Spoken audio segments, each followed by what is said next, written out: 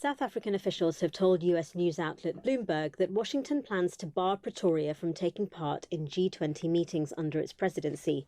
The White House has yet to comment, but these officials in Pretoria say they expect the announcement to come soon.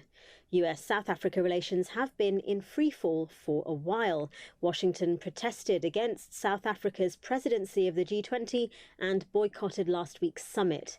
Tensions between the two countries stem from US President Donald Trump's unverified allegations of white genocide in South Africa, as well as his view that Pretoria's government is siding with America's opponents, notably China. And this is the justification behind another attempted move by the US to sideline South Africa.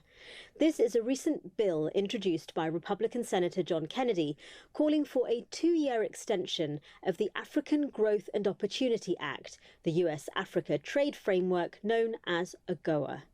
Now, Kennedy argues the AGOA Extension and Bilateral Engagement Act would ensure participating countries support US interests and counter China's growing influence in Africa. He specifically says the bill requires a strategy to negotiate bilateral trade agreements with select AGOA countries. And he says the legislation incorporates the US-South Africa Bilateral Relations Review Act to hold South Africa accountable for siding with America's rivals. Now, South African officials insist trade talks with the US are continuing despite the deterioration in their bilateral relationship. But the US is showing no signs of lifting its 30% tariff on most South African imports. And now, a question mark over South Africa's AGOA membership.